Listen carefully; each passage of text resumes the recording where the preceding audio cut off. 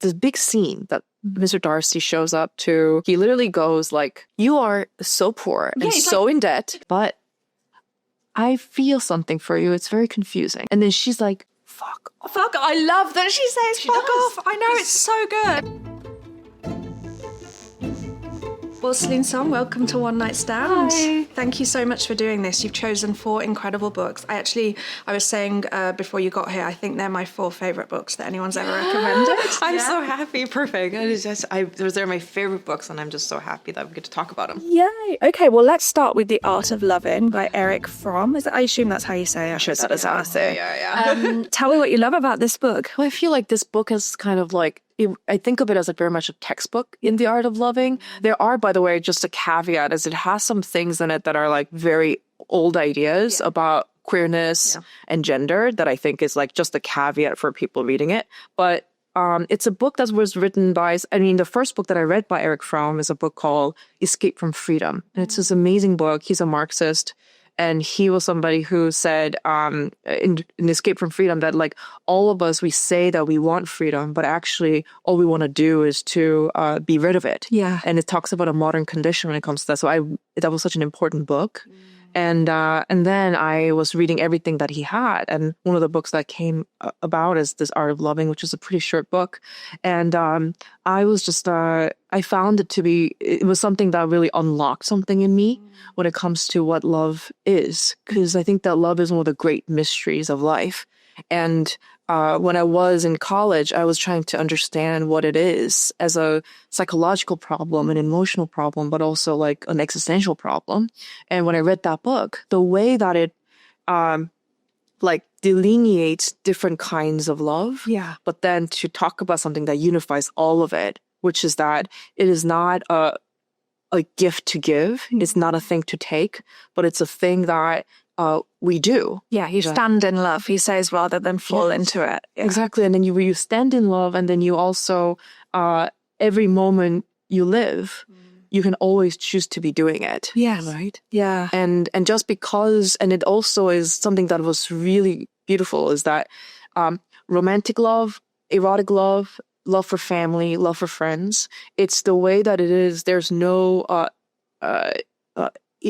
inequality in those things, as in like, just because you have love for your friend, it's such a unique thing, but it doesn't have to be of higher value or lower value. So basically to get rid of the notion that love is a value, but that it is an act. And it's what an amazing act that we get to do in our life. Totally. But it also kind of really gets at the complicated ways. Like I think he's sort of making the case that we've fallen a bit from how we should think about love some of the time, right? And he talks about, I wrote down this one, he talks about the psychoanalyst Sullivan, who says we play according to the rules of the game to preserve our prestige and feelings of superiority and merit in terms of getting married, which I think feels like a theme in your new movie Materialists as well. Tell me about do you agree with that? So do you think that's accurate? I think so. I think that the thing is, like, marriage is something that ends up in the historical record, right? We get a little piece of paper, and then of course it comes with a lot of like benefits that the government and and so everybody decided as like, well,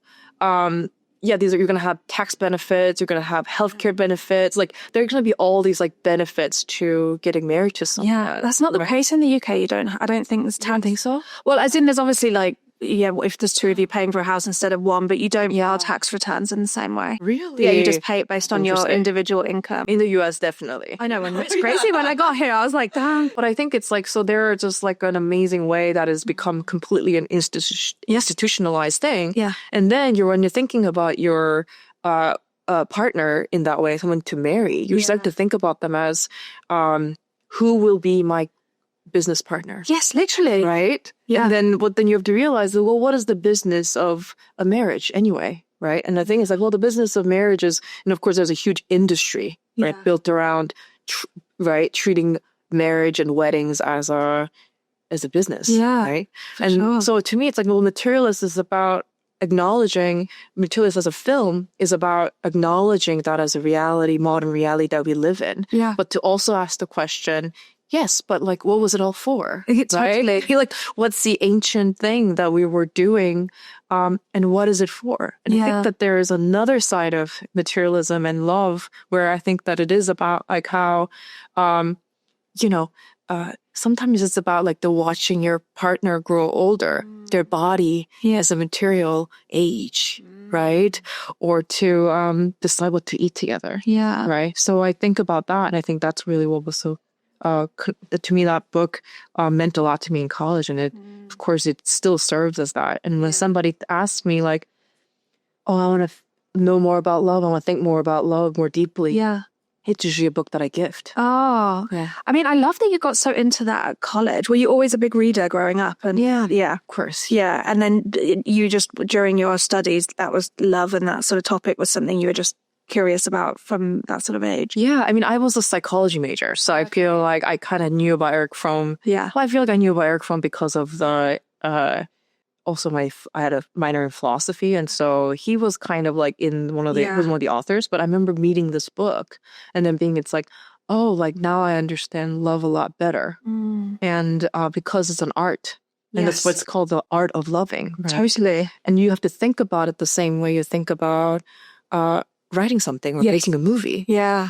And it's an act, right? And it's something that we and so much of it has to be about understanding and acceptance. Yes. Which is what the art of loving is. So something that I've been very helpful is to be like, when somebody says like when there is a question of like, does this person love this other person? There's a very simple answer. It's like, well, does this person know the other person? Or is this just an image that they have of the other person? Oh my gosh. Yeah. Right. I mean, very real. We've all been there. We've all been there. It's like, well, is this somebody that you made up in your head, or is this the person that you met and you know and you're connecting with?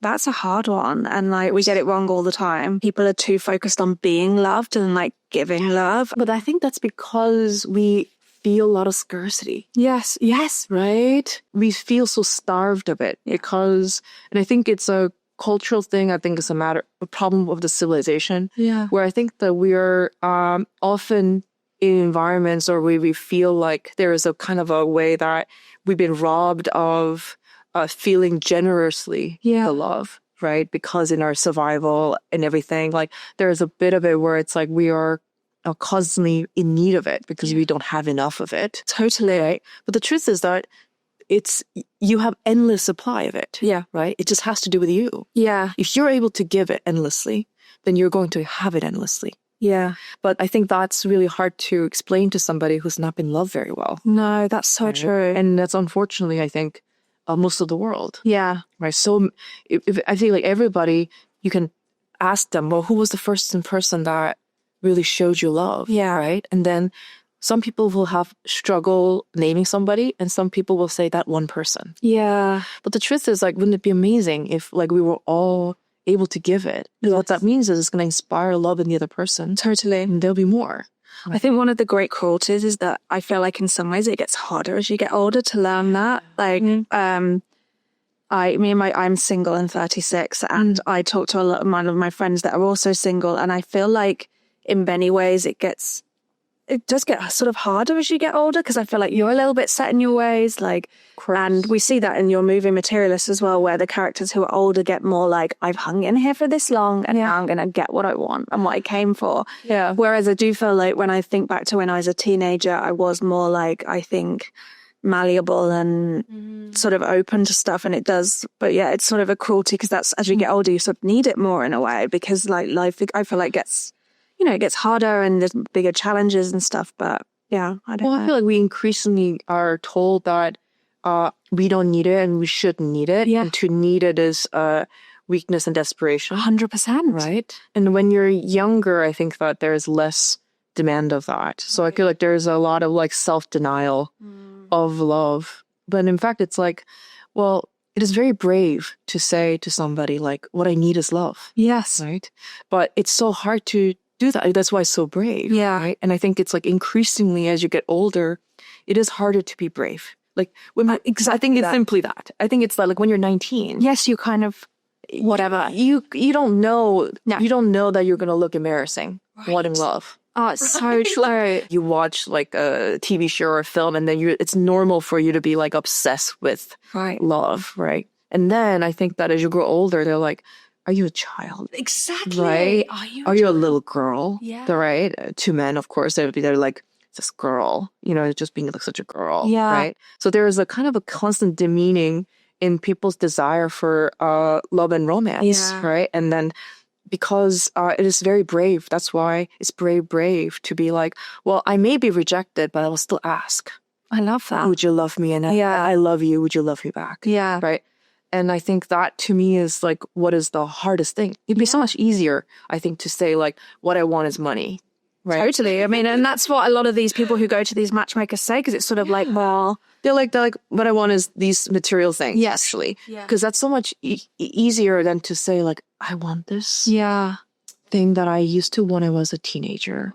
This old, very ancient thing that every song is about, right? Every book is about. 100%. And I want that. Yeah. The bravery of that, I think, is really, it's to me, that's what's so heroic, right? Has your like capacity for that bravery changed as you've got older? Do you feel like you've sort of always been able to sit in that kind of strength to be able to do it? I actually feel like part of the reason why I make the movies that I do is because it's like it is in a way to keep myself from not being brave. Yeah. Like it's trying to, I'm really trying to keep my bravery up always, right? I love that. Yeah, and it's like, but what's great is also that like some of it has to do with the fact that like I have been loved and I am loved, and I think that makes it so much easier to be like, I wish I could tell you that.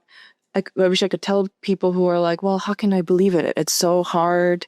It feels impossible. I don't feel brave enough for it. It's very hard to tell them. It's like, yes, but when you had it. Yeah, it's all worth it. It's worth all the risk is worth it. But it's a lot of risk to put up front. It's a lot of risk, right? And it's a lot of pain. Yes, exactly. Right? And of course, it's like, and to want it is so embarrassing. Yeah, that's the part that I think is so... Where I sometimes feel I think we're born like a month apart, because I looked this online when I was researching. So we grew up in the same sort of generation. And I sometimes feel like I got done a little bit dirty by some of the way that things were positioned when we were younger, because I feel like people were rebounding justifiably against the kind of like marriage as the sort of goal, and it was like, no, you actually have multiple goals. But I feel like sometimes I was like pushed to think of love as like really just like, well, whatever, like kind of thing. And I it's what I love about your work is that I feel like it pushes it forward and is like, no, you can want money and you can want career and you can want job and you can want all of those things. But well, it's interesting because I feel like love is a mystery that we are never going to be able to solve. No. Right? So as the world advances, as the technology advances, as all of us start to like discover and explore and find everything and have answers and certainties about everything, what's the one thing that is completely uncertain? Yeah. And I think about this because I'm like, well, you talk to the smartest, most interesting, most brilliant people on earth, and you talk to them and they tell you about what? Everything from quantum physics to politics to like history, everything. And then you ask them, well, how's your love life going? Yeah. Are you in love? What's happening? And then they will say, of course, like, oh, I don't know. Yeah. It makes me feel like an idiot. Yeah. Right? And the thing is, like, love makes fools of all of us, right? That's the cliche. Yeah. Right? So I think in that way, it's like, it's always going to be like a thing that if you want to seem smart, you're going to shy away from. I think that's exactly how I felt. That's exactly what I felt about when I was younger, when it was sort of like, well, you're a bright child. You're going to do well. You're going to like ascend your starting point in life. So you don't worry about those. Don't worry about love. Like love is not something that, because you're not going to get an answer for it. And no. You can't get an A+. Yes, exactly. Right? Everything else you can get A+. I know. That you can't get A+. So don't even bother. Right. And then of course, and I feel like it's also like, interesting because of course for such a long time marriage was a domain of women. Yes. Right, like women are the ones supposed to like want it, desire it, which of course makes sense because of how much power that it gave somebody to be married, right? It's one of the few ways that a woman could get power. Yeah. So another part of this is that like, well, there's a bit of a dismissal of it being, it's like, well, love, marriage, relationships, that's the domain of women. Yes. Which, right? Yeah. Which should feel like, well, that means that it's a very powerful domain. Yeah. But in fact, they just were like, well, because of that, it's frivolous. Exactly. Right. Because of that, you should want to ascend beyond that. Yeah. And it's like, it's not serious. No, exactly. Right? Yes. Well, Yeah. that's the stuff that I'm just like, God, why did I swallow that whole? It feels foolish. But it's like, yeah, it's just what you're told. And also you're being told that you're really smart and you have answers to everything. Exactly. Of course. And then they're like, yeah, but then love, there's no answer to that. No. So you're just a girl? Yeah. Just a girl who's into like love. Yeah. And boys. And then you're kind of like, no. No, not at all. I Not like at all. reading Jane Austen. I like serious things, right? And then you're like, oh yeah, but then what makes us believe that love is not a serious thing? Yeah, I know. So that's the reason why we don't have enough of it. No, quite. Right? You're so right. Yeah. There was a bit in the Erich Fromm book where they talk about erotic love and the exclusiveness that comes from that. And I wrote one quote down that it's about two people who identify themselves with each other and who solve the problem of separateness by enlarging the single individual into two. And like the sort of like idea of exclusivity. And I feel like he is sort of making the case that we shouldn't be so obsessed with that exclusivity.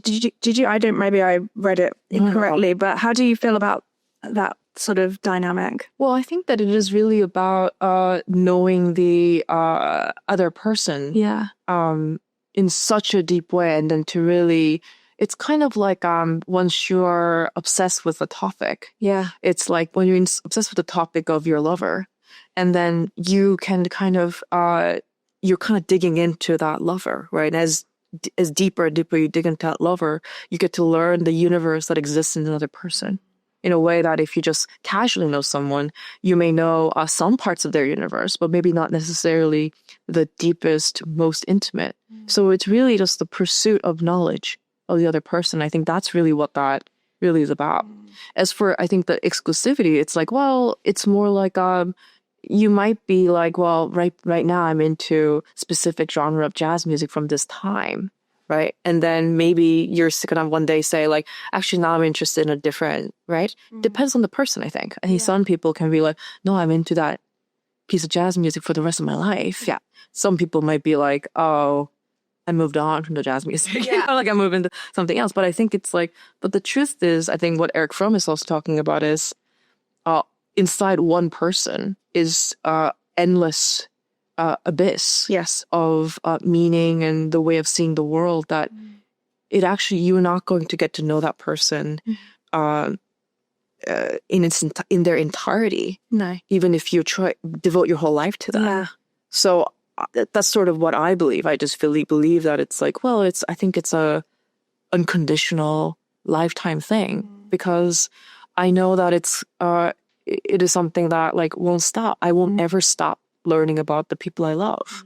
Right. I love that. I thought it was sort of fascinating. It gave me plenty to think about that book, especially as we think about the sort of like loneliness epidemic that's hitting young people. Yeah. No, I just feel like the loneliness epidemic, I feel like we talk about it as a epidemic. I'm like, well, the loneliness has always existed. Right? Yeah. And a solution to that has always been love. But then I'm like, well, is there any attempt that we're making to make it possible for us to love, right? And you're like, well, I don't think that dating apps are necessarily what's achieving that. Definitely right? not. Because it's about dating apps. You can use dating apps beautifully, but I feel like often it is being used as a way to commodify and objectify each other. Yeah, 100%. Right? And themselves. Yes, and you sort of itemize yourself in this way of like, these are my 5 coordinates. Exactly. And where are your coordinates? And then you try to do is, and you try to improve. You're trying to improve yourself. Like think about exactly. Like there's a lot of self-improvement language. God, I know. Yeah. Like there's a dating coaching. Like there's a lot of ways that you're trying to improve your worth as a product. Totally. I mean, right. And even just this idea, I saw. I can't. It was. Oh God. I'm thinking of the actress who plays Leslie Knope in Parks and Recreation. Amy Poehler. Amy Poehler. Yeah. In her podcast, she was talking about how she's like, I think women have done enough improving. She's like, done. And I think that as well, because I'm like, part of this constant culture of self-improvement, I'm supposed to want to improve like the length of my hair, the quality of my hair, the texture of my hair, and then move on down. I'm meant to improve the quality of my forehead, the wrinkles on my forehead, the texture of my skin. It's just like endless bullshit. I'm like so over it. Yeah, well, I mean, that's the reason why I think that, so Erich Fromm is fundamentally, he's a Marxist. Yeah. Political scientist is probably what he would identify him. And the thing about him is that part of Marxism has always been that, like, well, no, you're a human being, you're not a commodity. Right? And so it's about how capitalism is something that where it turns human beings and their life and, of course, their labor and their mind and everything into a commodity and as a part of a factory. Yes. Right? So that's always been the thing that Marxists are talking about. They're like, well, human beings are the human beings, right? And they're valuable just because of the way that they're just living, breathing animals, not because of the things that it can contribute to the market. Exactly. But that's right. You're sort of like, even when you think about something as, well, I mean, it sounds like you had a great university experience where you're actually like expanding your mind. But when I was at university, the way a lot of people were thinking about it was very much like, I'm going to maximize my value in the market that's ahead of me. And so I'm going to acquire these specific skills or whatever. Well, not even skills, like this specific, like, branding almost. Yeah, it's fascinating. But Liz, I just don't know where love can show up for that. No. And you're like, well, are you loving all the assets and all the way that, right? Like, are you, and then of course, then it becomes like, is dating an acquisition of an asset? Yes. And the highest asset possible? Yeah. Right? And you're like, well, unfortunately, love is so simple. It is two people looking at each other and being like, I could do this forever. Oh, right. And if that's what it is, it's not going to have anything to do with how much you improve height, weight, income. Oh my God.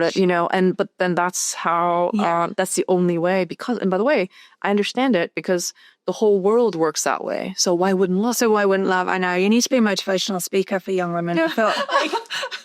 It's sweet. Well, one of the other books that you recommended is The Razor's Edge by W. Somerset Maugham, which I loved. I was telling you before, I was up till midnight reading this on Sunday. And I think this also has a lot of interesting ideas about capitalism, and capitalism as an opposite to curiosity in a way, which I thought was really interesting. But tell me what you love about this book. Well, I feel like I love that all these different characters who are dealing with the kind of like incoming modernity, trying to make their way. And then in a way, they all end up in exactly the way that they want. But it's all very, very different. And I think that the central character, Larry, is somebody who is in pursuit of something that the world is does not want him to be pursuing. And doesn't understand. Can't even understand it. No. And it's like a really interesting thing because it's like, well, he seems like he is completely out of his mind because he refuses to live the way that someone like him, quote unquote, should be living. Exactly. Right? He's a man of leisure. Yeah. Right? He doesn't do anything. Loaf. I just want to loaf. That's what he's always saying. I'm just going to loaf. Exactly. And then you're like, and there was an amazing thing where it's like, and everybody's looking at him. And so much of the book is about everybody looking at him and being like, how can you be happy this way? And he's like, I'm the happiest person here. And he's right. And he's right. He absolutely is. Yeah. It's fascinating. And the at the heart of the book is, well, in the first sort of half is Isabel's choice between Larry and Gray. And she ends up with Gray. And do you think she makes the right choice for her? Well, I think that I really believe that every choice somebody makes is the right choice for them. Yeah. Because they made the choice. They made it, yeah. So I think it's always like when somebody's making a choice like that, my thing is always to believe them. Yes. Right. So, well, you're making that choice because you know that that's the kind of life that you want to live. Yes. You don't want to live the way that Larry lives. No. Right. So you're choosing a life. Yeah. Right. Now, is she going to have regrets later? Maybe. Totally. Right. And she also can't quite get over the love she has for Larry, and that she can't turn her back on that. And when she sees him, it's still there. It's still there. And my thing is it's not erotic desire for a different life. Yeah. Right. And you're like, oh, she's just longing for this other life that she could have had with Larry. Yeah. And you're like, well, completely. But the truth is that you made the decision that you did because of who you are. Yeah. Right. And that speaks volumes about who that person is. Totally. Right? There's also such interesting ideas about gender in this book. One of the lines I wrote down was that when Larry was talking about how he didn't want to get a job, he was like, I've got 3,000 a year, I can live off that. And she goes, that's the way hysterical highbrow women talk. When he was talking about the things that he was searching for in his life. And I was like, whoa, what an interesting kind of characterization of the different gender roles in that book. Of course. I mean, I feel like at that time where there was an amazing like incoming of like modern ideas. Yes. Right. I think that it was very messy. Yeah. Right. And you can see that this time period that the book is set is a pretty messy time for how we're going to handle gender and how we're going to handle romance and marriage. And totally. And I love the chaos of that. And she's saying like, it's like, how can you be so unserious? Yes. And he's like, no, I'm the most serious person here. Yeah, totally. Right. I also think it's quite funny. And she talks later on and when she basically implies that she should have just like fucked it out of her system with him, where she's like, I should have just gone away with him for a few months and then I would have been able to move on. I'm like, I'm not sure how that works. I know that's how it works because I don't think you can make decisions in that way because we just don't as humans, right? Exactly. And the thing is like when you're when you feel that, when you're feeling like this totally like this pull, this like longing towards this person, and you're like, and when you have denied that person, you are going to live with the consequence of that for the rest of your life. Totally. You know? I do think though it's sort of hard because you look at her options and you sort of think neither of them are ever going to completely satisfy you because neither Gray nor Larry, because Larry, she will always feel like something's missing and it's the same with Gray. It's difficult. They used to choose the life that you want. Exactly. Right? And I think that to me in Materialists, the thing that I think about with the main characters who we're describing always as a choice. Yeah. I'm like, well, there's a very an amazing wisdom from the ancient Greeks where they go character's destiny. Yeah. And what it is about how who you are is going to result in the fate of your life. Like, as in, like, who you are is the destiny, right? There's no destiny that the heavens give you, the gods give you. There's no destiny that you're fighting for. Like, no, the destiny is the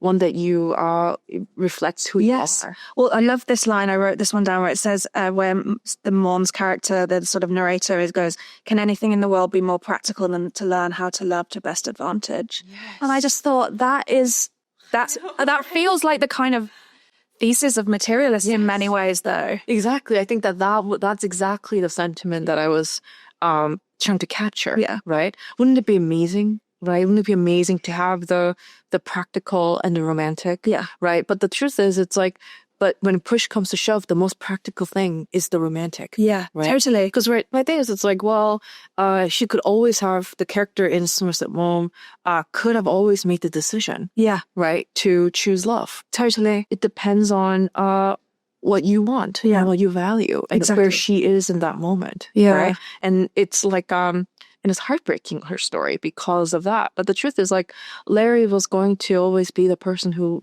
Larry was going to be. Yeah, exactly. Right? And what she imagines is, like, this person that she is in love with will change. And also that she could kind of, like, trap him and then he would have to be there in her house, being him, but in her house kind of thing. How was that going to work? I know. Right? And it's like, well, unfortunately, we're all people. And that this is connected to, like, how all of us are people capable of our own choices. Yes. Right? It's like, well, when you're questioning the choices of my character Lucy and my lead character Materials Lucy, you're like, well, why would she make decision like that, decision like this? And you're like, well, just because that's the character she has. Exactly. Right? And that's the change she's going through. Yeah. This is her life. Yeah. And maybe you won't make this decision. No. And also this idea that, like, character can just be what it is. It doesn't have to be self-optimized. Like, this idea of, like, optimization constantly in our culture now.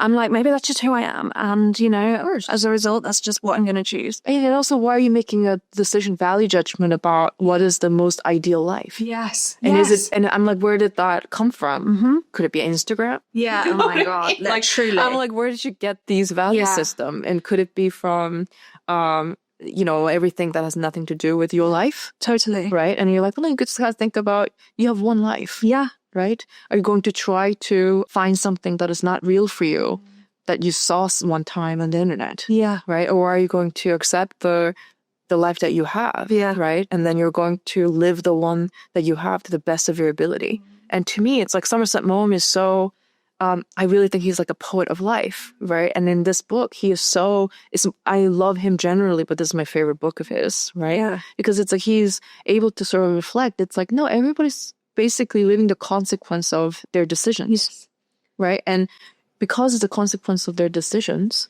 it is a happy ending, whether they like it or not. Yes. Oh, I love that. That's so interesting. I also think, at the heart of that book is Elliot Templeton as well, who is the sort of benevolent, depending on if you think he steered her in the right direction, uncle. Like, he's given her money and such forth, but his life in the book is a kind of unromantic one, right? He doesn't have a partner. I think there's a way, and you could definitely read him as a queer character who isn't sort of, how do you read that character? Because it's so... I would read him as a queer character. Yeah, for sure. Yeah. But do you think that character off the page is probably having romantic liaisons and romantic life, or do you think he was... I think maybe not. No, I think so too. It's just sort of, because that's why he's maybe so obsessed with this sort of this snobbishness, the value of things in other ways. Well, I think that it is possible to live without romantic love for all of your life. Yeah. It is possible. People have done it. Yeah. Right? Historically, people have done it. Yeah. People have done it 1,000 years ago, right? And the thing is, it's like, and when romantic love visits you, right? It's always a question of like, well, are you going to follow it to India? Yeah. Right? Totally. In the case of Dorfman, or are you going to live the life that you have? It's also a matter of like, it's beyond anything. It's a willingness to change. Yes. Right? I think about that in terms of love, but love will change your life. So are you willing to let love change you? Yeah. Right? And I think when it comes to Elliot, he's like, well, I'm going to actually let the world change me. I'm going to let something else change me. Yeah. And I'm going to, it's not necessarily going to be the way that I live through my life. Because the thing is, he is somebody who, even though he may not have like specifically romantic liaisons, he has a very like fulfilling and like a happy journey. Oh, for sure. Yeah, and I think that's just although there's no one coming to visit him when he's dying. I know, that's very sad. That's just sad. For romantic comedy, I think the characters say die alone like 5 times. Yeah. It's a constantly a feeling. It's like, well, what is it for? Yeah. Right? One thing I was struck by in Materialists, in both The Razor's Edge and in Pride and Prejudice, which is one of your other books we'll get onto in a second, it's family members who are so often steering people away from romantic matches towards more like strategic matches. And I was struck by the fact that Lucy and the sort of world that she's in, there aren't family members steering her. Was that a conscious decision on your part to keep it pretty contained, and why did you make that decision? Well, because I feel like the truth is that we have already installed the value police inside of us, right? Like, I'm like, well, I think that maybe it used to be that in the Victorian days, it was the minders and the parents and then the aunts and uncles who were like, you must marry this person, right? But the truth is, like, I feel like the self-commodification and self-objectification has become so internalized that now it's like now we're fully speaking the language of the oppressor. Yeah, you right? don't. Like now we're fully speaking in a way where I'm like, well, I don't need to look at the societal norms because I am the societal norm. Yeah, you don't need an aunt in her ear, so it's in her head. No, she's the one who's being like, no, I should make a practical match because of my material reality and the safety and the comfort and what I need. Yeah, right? And you're like, where did you get these? Where did you get this? She didn't need an aunt or anything, right? No. I think that all you needed was a little fun with Instagram. Yeah. Right? Gotcha. Fella, you're not on Instagram. I am on Instagram, but I post about my movie making. Yeah. But you know, so I think it is something where I'm like, the way that we are so visible to each other, right? Because I think that's what I mean by Instagram. It's more about how visible we are. And how visible we are to ourselves. Like we're sort of forced to think about our own identity through this little grid. Yes. And what it says about us, and of course, which I think is a strange. And also our photos, you can Photoshop, you can work on it, you can do makeup, like you can do things where you can kind of see the most improved version of yourself. And then that is something that is going to be the way that you're seen. I know. And I find the pressure, I don't know if you feel this with your job, but like this pressure to be online in this very visible way forces you to think about your identity in this kind of... That's where culture happens, so you have to be there. But I know. But I think something that I think is very real is that through this self-objectification, and by the way, Lucy the main character in my movie is an expert. Yes. Right? She is so good at it. Yeah. She understands exactly what her value is. Yeah. As a result, there's going to be an inherent, there's a self-hatred and a self-disappointment that's going to be built into all the ways that we feel when we try to objectify ourselves, right? It's like, and you're like, no, but we're a person, right? That's what Sophie says in that scene. She goes, I'm a person, right? And the thing is, like, when we are trying to work through what kind of love life and things like that, it's like, there's one thing which is love, and there's a whole other area which is just dating, where it's about, again, what we're saying about acquisition of assets, right? It's like totally. And you're like, and I think that the kind of a push and pull around that is always the at the center of like what my movie is, but also what is kind of a part of these books that we're talking about too. Totally, yeah.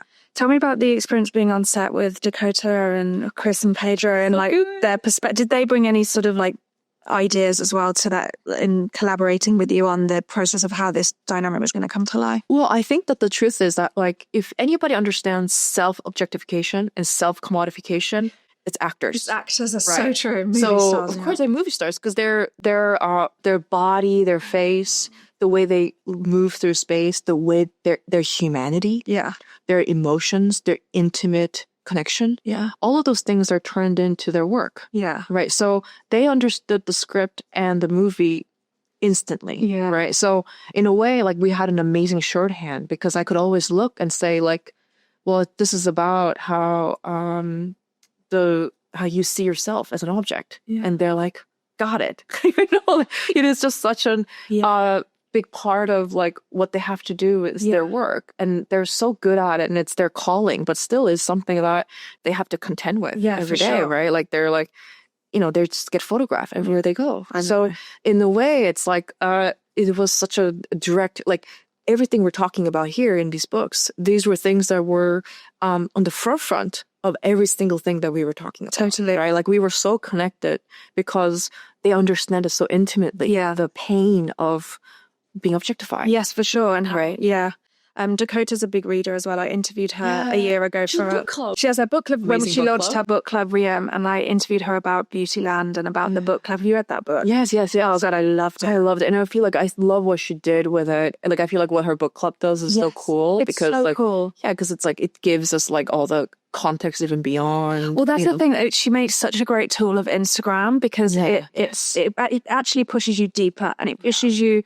And it's also, I love that it's a kind of like choose your own adventure. Here are lots of materials for you to learn more. Decide what you think. Yeah, exactly. Which is so rare these days where you're actually be forced to come. It's why I love going to the theatre as well. I never read about the play before I go. And I like to just come out and be like, what did I think of that? And then I go read all the reviews and I'm still testing my comprehension almost. I think that's how we should be. It's right. Like, you can sort of, and you can also decide how you text. Yes, exactly. But it's so hard to do now because before like you go, everything's everywhere. Of course. But I love, she's such a great reader. And I think the books that they recommend in the Tea Time Book Club are so good. They're so good and they're very special and they're treated as such special books, which they are. And I just feel like, I don't know, I love books. So, so. Well, let's move on to your third book, which is How Should a Person Be by Sheila Heti, which I also loved. And before the interview, I was looking through my phone because I always take photos of pages that I like. And I just had so many photos. So I was like, I don't even know where to start. But tell me about your love for this book. Well, I think that this is, again, a book that I think that when one of my friends is going through something, I usually gift this book. Right, because the thing about this book is that it's like the title I think about a lot because how should a person be is a thing that we need to be and we are asking every day of our lives. Yes, and every day we go without thinking about how should a person be. I think that is a life unlived. Right, so I think there's something so already immediately I'm like I'm in love with the title, but of course the rest of the book is so connected to that. It's so good. It's like an existential book, and it's like I don't know. I feel like I haven't read a book for me that reflects my womanhood as well and as deeply as this particular book. Wow. I don't totally know why, but there's something about its relationship to erotic desire, its relationship to being a girl, the ambition and then the greed. Yes. Like the greed of Yeah.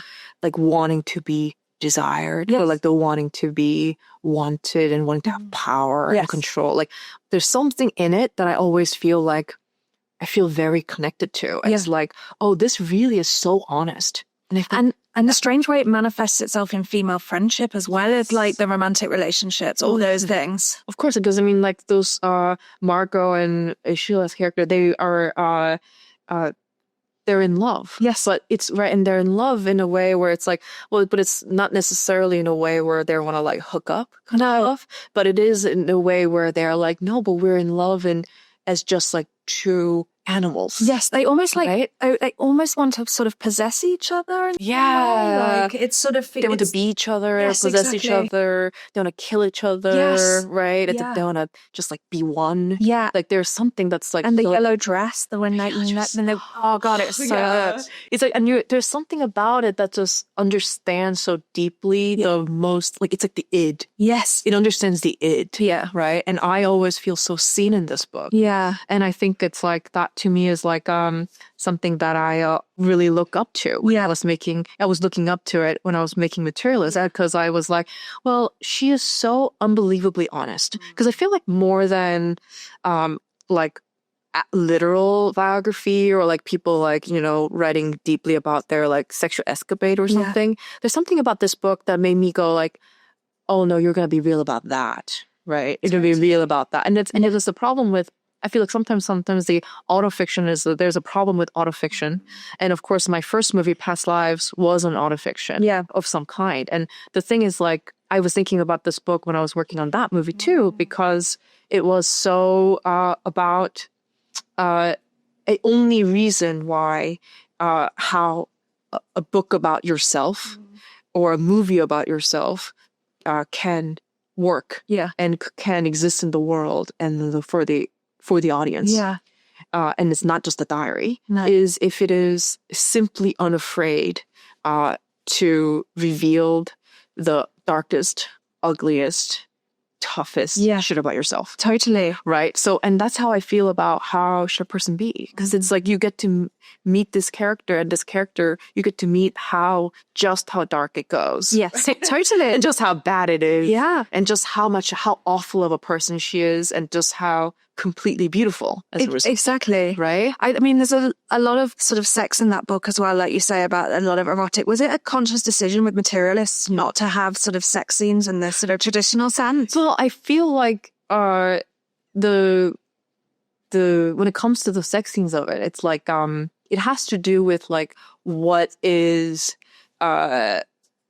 of part of the story that it tells. Yeah. I feel like it's more like a decision made on it's like, do we need to show like sex in it because of the story? Yeah. And the problem is it's like no, actually it's so much more about erotic desire. Yeah. And erotic desire is not about, you know, like actually watching somebody do it. No, but you've got some really good kisses in there. The kisses are really like intimate. That's so good. That's what I mean. I think the kiss can imply more erotic, 100%. right? More erotic desire. Completely agree. Than literally like seeing them butt naked and like humping on the thing, which I'm like, we all know what it is, right? Or like we shouldn't, or if you don't know, you will know one day. Yeah. Like, so I think there's something about that. They're like, well, I didn't necessarily feel like that was the best way to reflect this erotic desire, right? And then the erotic desire is also connected to what the whole movie's about. Yes, totally. Right? It's like Lucy's aspiring to live a different way. Yeah. Right? She's aspiring to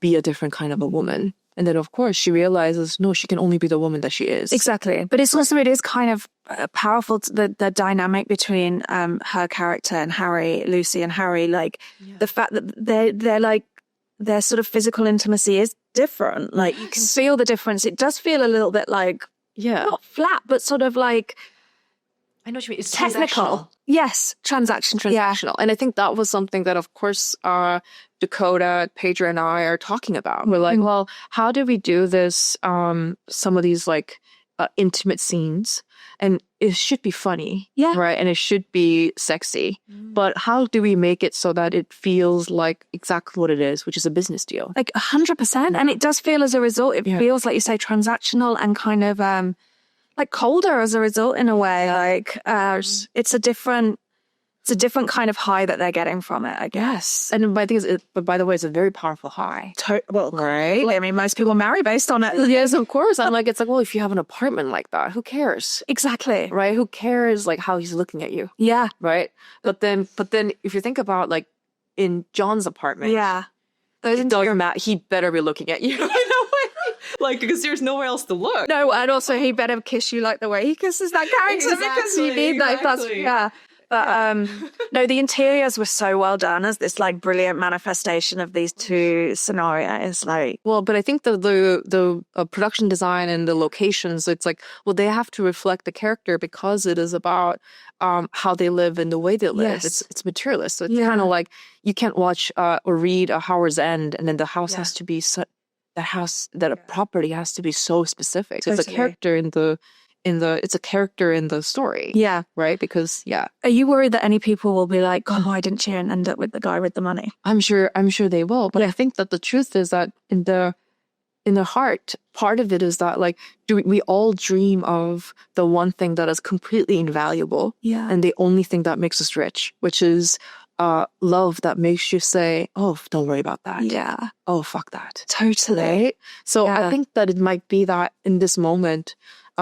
it's hard to imagine love like that and then you're like, well, I can't imagine that. I don't right now have the willingness to imagine love that could make me say, who cares? No, totally. Right? Yeah. And something that I can always say is like, but like you should date somebody rich. Yeah. Right? And you're like, yeah, but then of course, but then at the end of the day, like, wouldn't it be amazing if everything you believed about what kind of a guy you want to meet goes out the window because this person you actually meet? Well, quite. Well, you kind of like turn the unicorn into a horse. You're like, actually, exactly. This isn't like this isn't what you think it is. That's not what you think it is, because it's never what you think it is. No. It's never what it is. No. And the thing is, like, to believe that it is what it is means that, like, well, are you actually willing to go out there and meet the human beings that you're supposed to grow old with? Yeah, totally. Right? Because when you actually meet the person, you realize that it's not actually a bunch of assets. No, quite. They're really complicated. I like this the conversation between Sheila and Charlie's character where they talk about the French expression for the love life being the sentimental life, which I thought was so beautifully kind of poetic about the sort of difference of how different cultures can approach it. Of course. And I think it's like, and when you think about what matters in your life, right? I think that it is hard to be like, again, in a world where it feels like there's a scarcity of love. When, although I fully believe that, well, in each of us, just like how someone may say, in each of us is a Buddha. Yes. Like in each of us is just an endless spring of love in there. Yeah. But I think that if you haven't been given enough of it, or feel like there's not enough of it, you might feel like I have nothing. Yeah, man. And I just have to hoard it, and no one can go near it. You know, there's a kind of a funny thing where it's like you become a pauper by choice when it comes to the love you have. Yeah. Right? You're like, I have very little love to give. Yeah. Right? And you're like, well, unfortunately, actually, the thing is, like, just like how Buddha is in all of us, and like all of us are holy, like, we all have this thing. We all have this amazing ancient thing where it's an endless spring of love that's possible. And it's a matter of just discovering it. Yes. Right? Oh, I loved that distinction that they make in the book between when they talk about whether you're a craftsperson or an artist. Yeah. And the sort of difference. And I think that almost like plays out to your approach, the approach to dating. It's like, are you like a skill focused sort of like, I'm going to adhere to the system that's been handed to me and I'm going to try and make a most beautiful version of this thing? Or like an artist, someone who's like, I don't know. I mean, how do you think about that distinction? Well, I feel like it's really about what are you in love with? Yeah. In the art, right? And I think that I don't think there was like a better way or a worse way. Yeah. Right? The thing is, it's like, and I think this connect to when it comes to love, the art of loving, right? As in like, well, do you feel like an artist of love where it is a this holistic thing, or is it a craft, right? And I think that like, I don't think it's one thing or the other as long as you're doing it. Yes. Right? Like, I don't necessarily have a judgment about how you want to do it, except that you should be doing it at all. And Lucy in Materialists, in the beginning of the film, she is somebody who is doing so much work that makes, maybe you might think is expertise in love, and she corrects she corrects Harry. She says, no, I'm an expert in dating. Yes. Right? And dating is about the market. 100%. And it's about pursuit. It's about acquisition.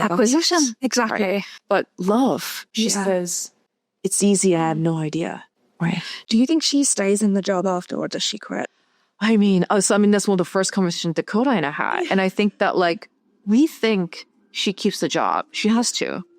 Right? Like, how's she going to pay rent at her place with her her broke fiance? The broke boy who kisses well. Yeah, exactly. He was in love with you. But I kind of liked it because I kind of felt like it and our next book, Pride and Prejudice, really has this where, like, the future, she gets it all, really. Like, she gets the money and the love. And to some extent, I thought that was you maybe offering a branch of being like, you're going to, because her former boss is like, ask for whatever money you want. It was the idea of, like, you get the guy that loves you and kisses you properly, and you're also going to be rich, and it's going to be your own money. It's going to be your own money. And my thing is, like, well, unlike the characters in Pride and Prejudice, it's like, well, you're actually, your income and then your material reality is much more in your control because we as women can work. Totally. We work a lot. Yeah. Right? And it's like, we work. Yeah. I work. And I feel like we have power in the material world, and then there's so much that shifted since Pride and Prejudice. So in that way, you're like, well, if you can do it, if you have control, if you believe in it for yourself, then it's like, then you have more options. Yeah. Right? Totally. And I think that, to talk about Pride and Prejudice, I think that, of course, the fantasy of that book is that the practical reality, the solution to your practical problems is also the love of your life. Yeah. What an incredible fantasy. It truly is. I mean, it's intoxicating when you read it. I read it firstly as a teenager. We have my very tea-stained old copy here.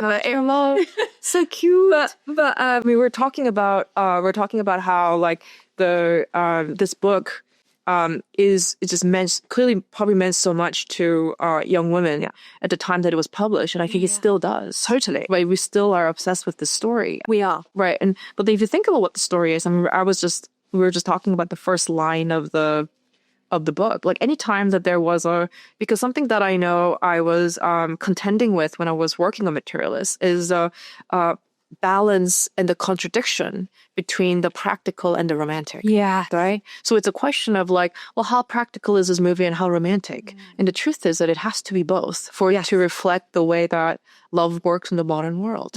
Ever. Yeah. And every time there would be a question about, like, well, are we getting too, like, is it too much math? And I'm like, yes. Is there too much romance? Yes. Right? Yeah. And every time I would run into that question, I would always think about this first line in Pride and Prejudice, which is, it is a truth universally acknowledged that a single man in possession of a good fortune must be in want of a wife.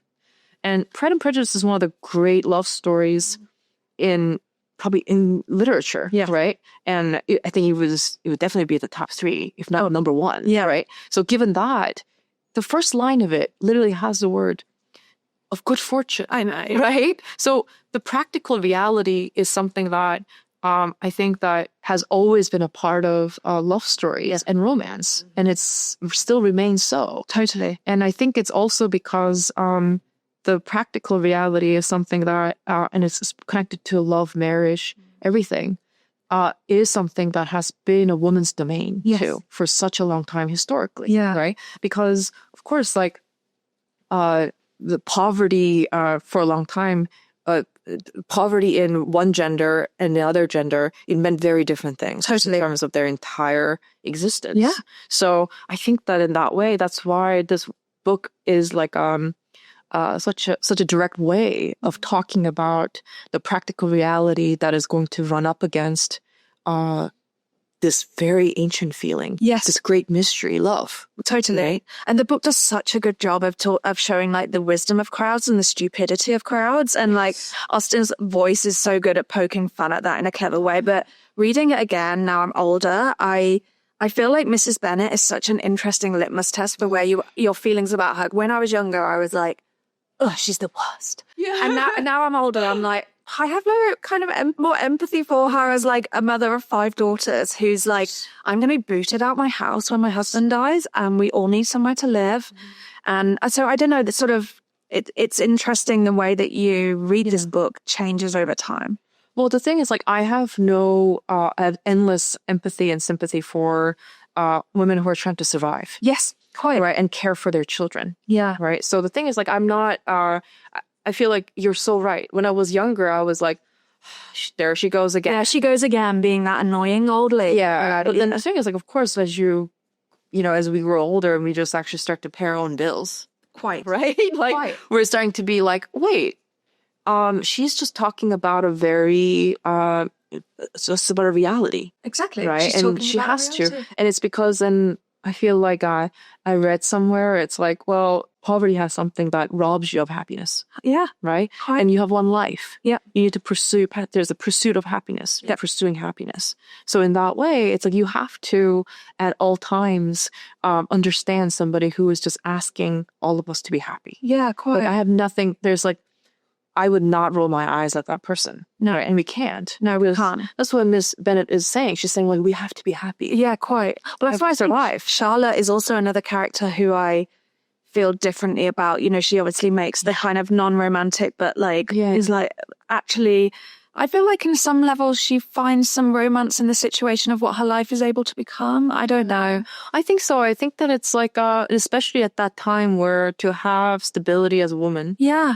Especially if you don't have means of your own. Oh, exactly. Being 27 and being told you're on the shelf. It's like, oh, of course. And then the thing is, it's like, well, why can't you accept having a life? Yeah. Right? Over like going out there and trying to look for somebody who's you're going to fall in love with. Yeah. Right? And the thing is, like, well, we don't, I don't think we can fault any of those characters that way. It's just such a classic because you walk away feeling like it is just a complete picture of what are some of the options in life was for women at that time. Yeah. Right? And the thing is, it's like, what I really love about the book is that, the big scene that Mr. Darcy shows up to Liz and goes like, like the big scene, everybody's like, I love you ardently. And I'm like, guys, you guys are forgetting about every other word that is around that. He literally goes like, you are so poor and so in debt. Exactly. It's like, your family are awful. Your mom's awful. I never wanted to come for Christmas. I hate your family. I hate your economic status. Yes. I hate everything, but I feel something for you. It's very confusing. Yeah. And then she's like, fuck, I love that she says she does. I know, it's so good. And I think that's the thing that I'm always running into. I'm just like, well, it's like you were all talking like, oh yeah, if it's a rich guy, he can do anything he wants to me. Yeah. And you're like, absolutely not. Absolutely not. Absolutely not. Because you have, it's not a decision that you're making for the one transaction. No. This is a partnership that you're going to have to do forever. Exactly. Right? Like, think about that. It's like you share a toilet. Yeah. Like, I think about this with like, my husband. I'm like, will we share a toilet? Yeah. Travel together, right? It's like when we're going to watch each other grow old and eventually, we'll like probably end up in the same like nursing home. We'll probably change each other's diapers. Like, there's so many things that we have to accept as that. So what do you mean? He can do whatever he wants. He can treat you however he wants. No, it's like, no, actually, this has to be something that is love. Yeah. Just for longevity. Yeah. Right? It's like, I mean, like, I need to, and also it has to be unconditional because it can't be like, well, if you gain weight, I don't love you anymore. I mean, it's like, if it's like that, then how can you actually, and this thing too, it's like, well, let's say you're looking for someone who's over 6 feet tall. Doesn't matter. When you're 90, we're all going to be 5'6". I loved that you dealt that in the movie. You have to. Because I think it's sort of like we do, I mean, obviously very intimate with the ways that women are taught to self-optimize for the dating market, but I loved that you approached it from the men's side as well. Of course, because I mean, like, to me, it's like, it's really interesting. I mean, there was a moment in the film where the John's character, he goes like, well, it's just dating. Yeah. It's not that serious, right? Yeah. And then she's like, yeah, you think it's just girl shit, right? And the thing is, it's like, that's how I feel about it. It's like, well, why is this not a genre for men as well? Yeah. Because it should be. Because the thing is, it's not like men don't do it. No. Men do it as well. Men have to love as well. Yeah. And they have to receive love. They have to give love. They have to be in it. And the thing is, it's like, why is it that it's relegated to something that is not for them? Yes. It should be absolutely for them. Loneliness epidemic. I'm like, no, it should the thing is, like, it begins where you are willing to accept that you are a part of the world that has to love, right? Yes. And I think that that's how I sort of feel about it. I'm like, well, how does this dating market, there's so many ways that we're seeing the way that the modern dating is destroying women in the film. But the thing that I was like, well, we actually have to address how it destroys a man too. I completely agree. Right? It's like, of course, like it is, I think in straight dating, it is maybe, I think men are still in positions of power. So totally. So in some ways you're like, well, you know, like they're not, maybe not the primary, people who are being destroyed, primary group of people who are being destroyed. But at the end of the day, I'm like, no, this is destroying your soul as well. This is destroying your body. Yeah, right. It is. But I think the way that he talks about when he has the surgery and, you know, you can tell he finds it hard to talk about it, but he talks about how those 6 inches didn't just change his romantic life, it changed his work life, it changed the way he was able to walk into rooms, his value, his whole value. And of course, then when he lowers himself to get to his height before the surgery, you understand it. Doesn't matter how not materialistic we are. Yeah. Like, I don't, you know, even if we don't necessarily mind somebody who's shorter, we can't help but notice this person's value drop. 100%. Right? And the thing about height is like, well, it's like, it was constantly a thing that was being talked about for what they want from a man. Yeah. And I'm like, what about the, you know, like you're trying to tell me about a certain height. Average male height in the United States is 5'8". Yeah. 5'8", 5'9". And everyone has it at 6 foot. It's crazy. And you're kind of like, well, what that means is a lot of men are shorter than that too, right? That's average. So the thing is like, well, so if that's where you're at, where you're saying like, all I want is somebody who's above 6 feet tall, which by the way, again, presumably this person and you love each other and you stay married forever and then you grow old together and then this person's gonna be 5'6". Yeah. Don't worry about it. Like, we're all going to shrink. Totally. Right? So, but yes, of course. So if you want somebody who's 6 feet tall, you're like, well, right now that's something, it is genuinely something that is like constantly talked about. And the surgery, which is a real surgery, is one of the fastest growing plastic surgeries, right? Because, and then how can you, having their legs broken, it's just like, I know, get over it. And of course, how can you blame the men? I know. Because you're like, well, if it is true that, the minimum height that women are quoting is over 6 feet tall, then how can you blame them for trying to not self-optimize? Yeah, self-optimize for the market. Invest, right, so that they reach it. Exactly. So the thing is, like, it feels like this dating market is like, it seems like the pains and then the way that it's destructive is a domain of women, but actually, no, it's for men, 100%, because men are in it too. Yeah. So that's how I feel about my movie Materialists. It's like, of course, it's the rom-com is a genre that has always been being a genre that it's made for women, and audiences of women. But I know that it's very welcoming to men. Totally. Because it also has like two, I think, very delicate, beautiful men in it. Yeah. Being performed by two incredible actors who are creating such sensitive pictures of like what it's like to be a modern man. Totally. Right? Talk to me about the trailer, everyone, about the voiceover, because everyone loved it so much. It was so cool. I love that so much. I feel like it's like, to me, it's like, of course, the references for what kind of a film this is are things that were of a certain time, right? Which is like the James Brooks or like Nora Ephron or like even like as old as like Billy Wilder. So there's a kind of like an older feeling when it comes to like what kind of a movie it is. As in like, well, it's a movie where it's going to have a beautiful way you're going to get to enter, which is that you're walking into a story about love. Which, like, who doesn't want to just, you know, like live in New York City for 2 hours? No, and the shots of New York are so beautiful as well. You get to enjoy how beautiful, like, New York is. And then in those 2 hours, we're going to talk about love. Yeah. Right? So what an amazing, to me, it's an invitation to, hey, come over to New York City, watch, sit with me and these characters for 2 hours. Yeah. And we can, you know, talk about love together. I know. And I loved that. I also thought the voiceover was such a good like metaphor for the fact that dating now involves us all having these little like quiet voices in our head being like, like that's so true. Yeah. I mean, I was thinking about that, but that's true. But I feel like that's the thing. But I think something that I know is true is that like, yes, of course it is pulling from this place of like, yeah, I want it to be a romantic comedy where we get to talk about something. Yeah, totally. Something real. And I get to be as honest as I can. Yeah. Because, I mean, that's what I was talking about with Sheila Heti's book. I'm like, every time there would be a question of like, what should this be? It would always be like, yeah, but it has to be honest, right? I have to just be really honest about what I really believe. Yeah. What I personally believe about love, right? Yeah. Right? And what that means, though, is that it has to be still a movie that is for 2025. Yeah. Right? And for the audience who live and breathe now. Totally. Right? So it can't be...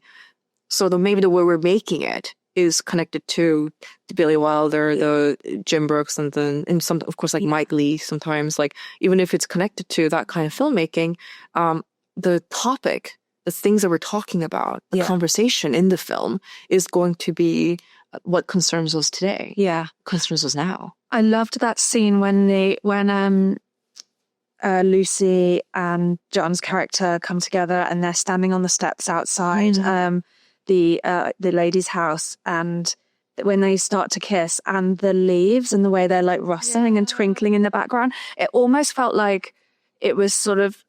It almost felt like not animated at that moment, but it felt like it was sort of like a blurring out of reality in a way that I was like, I thought it was such a lovely metaphor for the way that like you can have all these difficult moments, but like actually love will give you these, when you have it, it'll give you these flickering moments that feel like almost supernatural. Of course. And I think it's like that's the only like piece of miracle that we perform in our life. Yeah. Right? We have a little piece of magic that we can all do even if we're not magicians. Yes. Which is that like, we're capable of having this, right? Exactly. And it felt magical that moment. So magical. Yeah. And so magical and totally miraculous. Yes. Exactly. And totally mysterious and just beautiful. Yeah. And you just get to be like, well, I get to have this beautiful moment in my life. Yeah. You know, what a way to live. Right. And you topped and tailed it with these other scenes. So tell me about that decision. Well, I think that to me it is about the kind of connecting it to this ancient feeling. Yeah. Right? Because it's like love is an ancient feeling, is an ancient mystery. Yeah. Why these two people fall in love? I wish that there was an answer. Like, I think if you ask two people who are in love, why do you guys love each other? None of them will say, height, weight, income. No, I know. Right? They'll say like, once he brought me just a bucket of chicken. That's... Right? Yes. Like, or like they'll be like, one day I was like walking down and then like he like just picked this thing up from the ground and like made a joke about it and now I'm in love. Oh. Right? So it's like what you realize is it's unclear what makes us fall in love. Yeah. Right? And the story of love, I think it really was about like how we have records of which people being married historically. Like it has name on the ledger, right? Of like the historical record of who married who and who had children, all that, right? Yeah. And then of course there is also, even before that, we know that these set of tools passed over to another side of the land and was traded there, right? So we have records of that.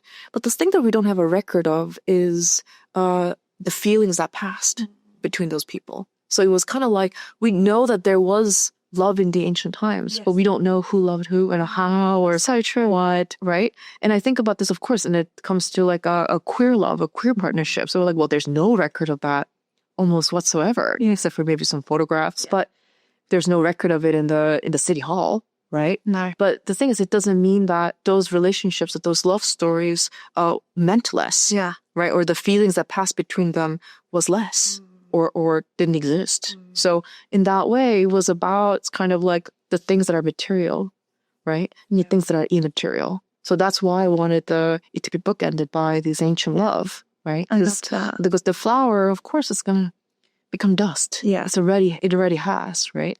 But what was passed, the sentiment that was passed in it, still is here. Yeah. Right? It may not be made of like big rock and like the one that Harry's trying to propose with, the beautiful diamond ring. I'm like, it may not have the material, tangible thing, but the ring that John passes her is, right? It doesn't mean that the feeling in it is less. No.